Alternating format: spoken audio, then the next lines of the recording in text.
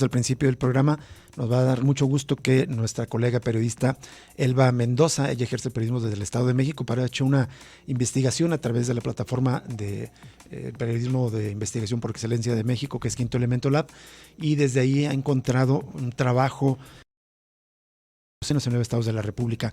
El trabajo, la investigación se titula El DIF encierra a niños, ancianos y personas con discapacidad en centros de rehabilitación de drogas y alcohol. El título es muy por demás elocuente. Elba Mendoza, muchas gracias por aceptar conversar con nosotros. Te saluda Rubén Martín. Hola, Rubén Martín y Jesús Estrada, muchas gracias por la invitación. Al contrario, Elba, ¿de qué va la investigación? El título es muy elocuente, pero ¿qué fue lo que te llevó a adentrarte en esta investigación y encontrar estos, ya que nos hagas un resumen de sus principales hallazgos, Elba? Sí, pues conocimos algunos casos esporádicos, digamos, en algún estado había una nota de prensa, en otro estado también, pero no se había investigado a fondo. Y nosotros quisimos saber si era una práctica común dentro del DIF, el llevar a estos chicos a los anexos. Entonces comenzamos haciendo una revisión hemerográfica más profunda, pero después hicimos solicitudes de información, revisamos alrededor de 7,000 documentos oficiales, y así fue como pudimos conocer que los DIF de al menos 9 estados han enviado a personas bajo su cuidado a los centros para adicciones, que son también conocidos como anexos. Anexos. Hay que Elba, que los DIF son los sistemas de la familia, supuestamente protección de la familia, de cada entidad, y tienen pues legalmente jurisdicción sobre las personas que estén dentro de la institución, ¿no? Claro, una vez que llegan a sus manos, las personas, digamos, ellos le dan la representación jurídica, y ya sea que les dicten medidas cautelares o alguna medida urgente de protección, pues ellos son quienes deciden qué hacen con cada uno de los casos que llegan a sus manos. ¿Y cuál es la práctica? ¿Cuáles son los argumentos del DIF para llevar a niños, ancianos y personas con discapacidad a estos anexos? Y no sé si tienes el dato en la investigación cuántas personas fueron llevadas a estos anexos en estas condiciones. Ajá. El mecanismo que utilizan son los convenios de coordinación, porque bueno, ellos tienen esa facultad de suscribir convenios con centros de asistencia social. El problema aquí es que probablemente no tenemos esa certeza, ven a estos espacios como un centro de asistencia social cuando tienen dinámicas totalmente distintas. El argumento que ellos utilizan es más bien no tiene un argumento. Ningún DIF nos quiso dar una entrevista para explicarnos por qué es que lo hacían, pero lo que sí pudimos ver con los que tuvimos contacto directo es que cada DIF en los estados decide sobre las personas que llegan con ellos. Entonces hay argumentos tan variados como que tiene problemas de conducta o por un castigo, o incluso que no tienen espacio. Encontramos un niño, por ejemplo, en Aguascalientes, al que lo enviaron a un anexo y les dijeron que era por eso, porque no tenían espacio en otro lugar. Solo por no tener También espacio. encontramos... Uh-huh. Ajá. Sí, adelante, Elba. Encontramos también otro caso en San Luis Potosí, donde un niño de 10 años que vivía en una casa hogar fue trasladado a un anexo bajo el argumento de que era ingobernable. Entonces esos son los tipos de explicaciones que encontramos a lo largo de la investigación. ¿Qué tal, Elba? Te saluda Jesús Estrada. Muchas gracias por compartir esta información. Es difícil cuantificar, pero ¿cuántas personas podrían estar sufriendo esta situación de estar en estos centros de rehabilitación sin tener ningún tipo de adicción? Creo que en el reportaje comentan que solo ha habido un censo de parte del Instituto Nacional de Estadística y Geografía que hablaba de más de 13,500 personas recluidas, pero en 2015 en estos centros de rehabilitación, pero estos menores de 19 años de edad, pero no se sabe exactamente cuántos estarían bajo tutela del DIF. Sí, no logramos conocer con exactitud el número, y esta cifra de 2015 abarca a todos los que estaban en ese momento en un anexo. pero encontramos que a los anexos llegan menores de edad, incluso llevados por su propia familia. Ujú. Entonces no podemos decir que todos ellos eran enviados por el DIF. Ujú. Pero Y respecto, ajá, te iba a preguntar, sí traen ahí datos más o menos concretos de algunos estados, ¿verdad? Por ahí mencionan que en Michoacán, por ejemplo, el DIF estatal reconoció a más de 100 personas no adictas entre 7 y 17 años que estarían mezclados con los adultos en centros de allá. sí, ese caso es muy puntual porque fue la ex titular del DIF Mm. quien denunció que había encontrado a 100 menores de entre 7 y 17 años recluidos en anexos y mezclados con adultos en recuperación. También en Morelos se encontraron por algún, digamos casi por accidente, las autoridades encontraron a 13 menores de edad que habían sido enviados de una casa hogar administrada por el DIF a un anexo por castigo. Entonces, no hay un número concreto. También aquí cabe mencionar que las dificultades con las que nos encontramos al investigar esto es que no todos los estados hacen públicos sus convenios. Solamente pudimos acceder a 20 estados, y de esos 20 estados, pues, muchos no dan detalles en los documentos de cuántas personas van a enviar, qué características tienen, de qué edades son, y tampoco del tiempo que van a permanecer en los lugares. Entonces, también nuestra investigación se centró solamente en los, aunque encontramos casos en municipios. Creemos que pues esto podría ser mucho mayor, ¿no? Podría tener una dimensión mayor a lo que nosotros logramos documentar. Elba, Y bueno, también de los 20 estados que les ofrecieron, envía a estos niños, ancianos y personas con discapacidad a los anexos. ¿Qué sí, estados son? son Ciudad de México, Morelos, Michoacán, el Estado de México, San Luis Potosí, Colima, Aguascalientes, Chihuahua y Tabasco. En estos Y 9 bueno, estados. también el DIF es muy celoso de la información que resguarda de estas personas porque, bueno, se trata a veces de víctimas de algún delito, que sus nombres aparecen en carpetas de investigación. También se trata, pues, de menores de edad y de datos personales, ¿no? Entonces, ante las solicitudes de información que hicimos, muchos nos reservaron la información. Elba, ¿y podría ser constitutivo de algún delito? Es decir, ¿se estarían cometiendo violaciones a las leyes con esta práctica porque eventualmente pueden estar, digamos, en contra de la custodia que tenga una familia, de su hijo, de su familiar, y sin su consentimiento el DIF los envía a los anexos? Podríamos decir que el DIF está violentando los derechos de esos menores, ¿no? Porque no tienen, la ley establece que esas medidas deben de ser temporales y debe ser la última opción del DIF, el ponerlos en un centro de asistencia social, aunque no hay una delimitación muy clara de qué se considera un centro de asistencia social. Entonces eso les permite mucho margen. Y bueno, dentro se viola su derecho a la educación porque no pueden ir a la escuela, a una buena alimentación, a desarrollarse en un ambiente de paz, y bueno, muchos otros derechos que debería tutelar el DIF, ¿no?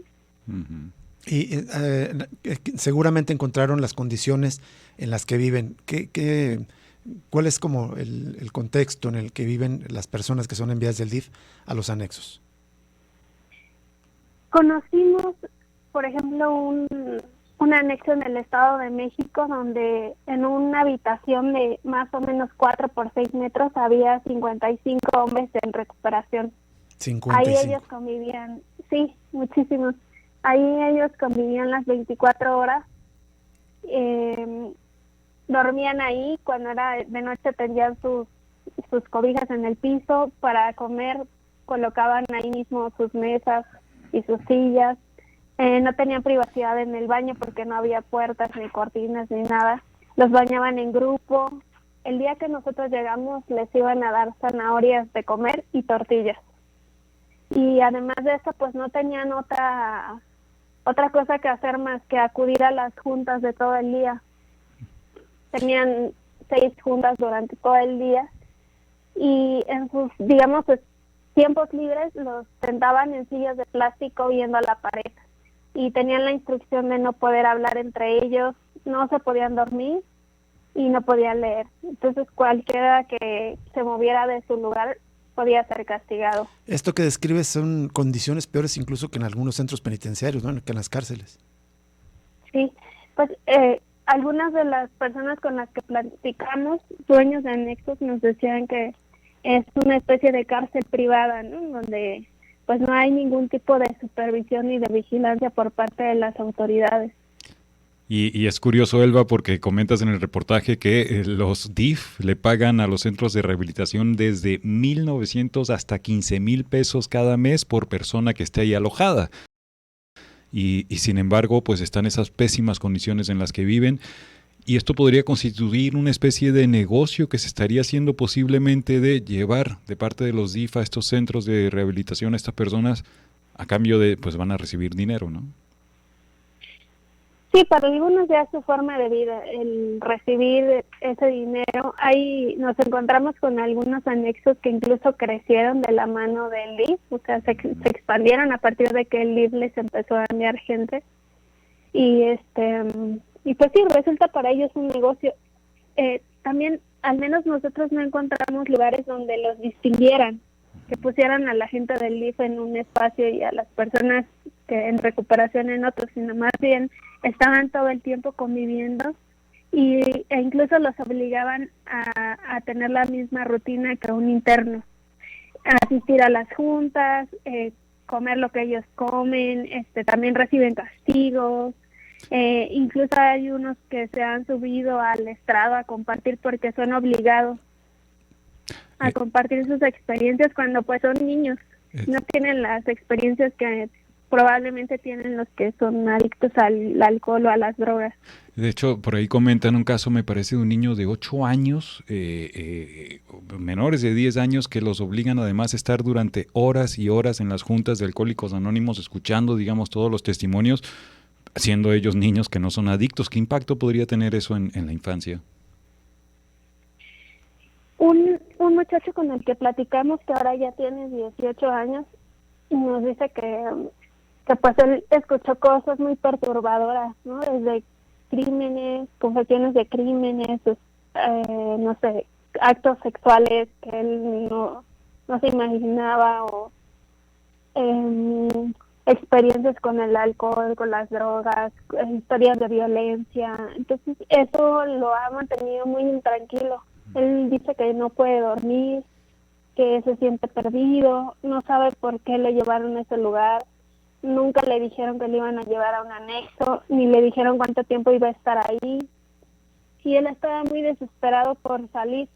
Él intentó escapar una vez, pero falló, y como las prácticas comunes de los anexos, lo encobijaron y lo golpearon.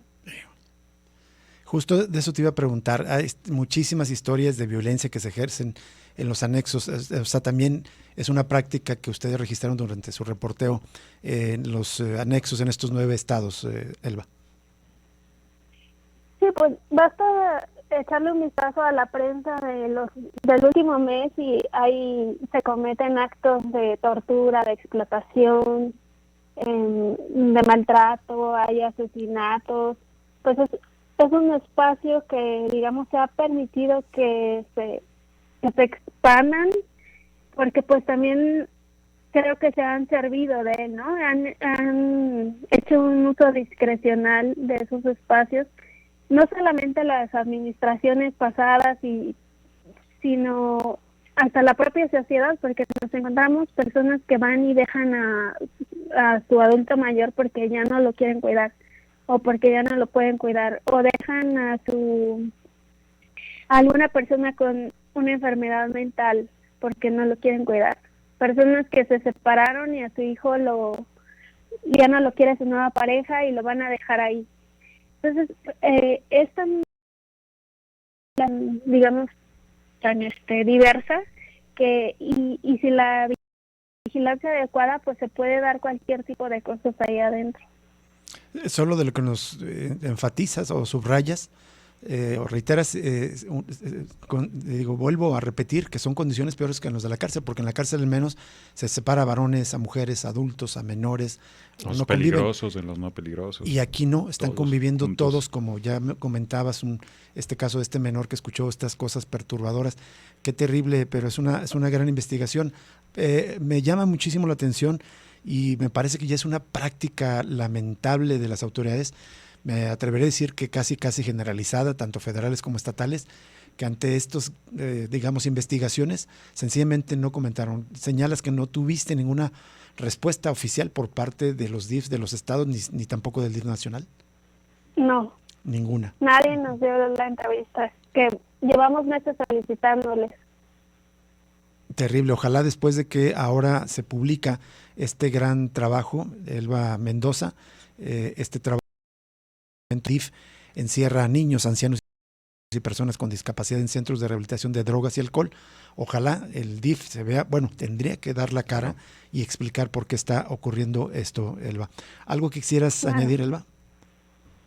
Pues nada más que la información completa la pueden ver en el portal de Quinto Elemento y en los medios aliados. Así es. Por ejemplo, aquí en Jalisco, en Guadalajara, lo publica el diario Informador también.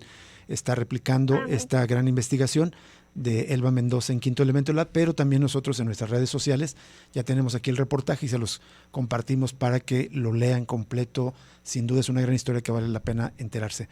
Te agradecemos mucho, Elba Mendoza, y felicidades por esta investigación. Y bueno, a todo Gracias el equipo. A ustedes. Sé que detrás, además de tu liderazgo en cuanto de buscar y proponer este reportaje de investigación, participaron otros reporteros como Mónica Cervón en Aguascalientes y otros, también en Michoacán, Patricio Monreal, y pues asistencia de investigación de Efraín Zuk, con una gran experiencia de Quinto Elemento Lab, y la conducción editorial de Alejandra Chanik, pues de lujo, todo el equipo. Gracias. Sí. Bueno, gracias a ustedes. Hasta luego. Gracias. Hasta luego. Buenas tardes. Qué grave además, porque hay que recordar que muchas veces cuando hay brigadas de búsquedas de personas desaparecidas, uno de los puntos fundamentales son los centros de rehabilitación y los anexos, porque se han encontrado ahí personas desaparecidas y ahí es donde están mandando a muchos de estos. Esperemos que no desaparezcan los que son remitidos por el DIF a estos centros. Pero también. Estaba reflexionando durante la entrevista y qué es lo que hay detrás. Es un punto de vista. Me recordé un concepto de Michel Foucault que hablaba de la biopolítica, de cómo finalmente los estados administraban las vidas. Y es esto. Exactamente. Este caso le dice a los DIF, es decir, al Estado, a través de los DIF, estas personas son desechables, no me interesan, las voy a mandar a estos basureros que son los anexos, porque así los tratan, no porque las personas lo sean, porque así los tratan, las condiciones terribles. Una gran investigación, ojalá haya una repercusión, pero me temo que cada vez, pues sencillamente los gobiernos dicen que se publique lo que sea, no respondo, y casi muy pocas veces cambian algo. Ojalá esta no sea para cerrar Cosa Pública 2.0 en esta tarde.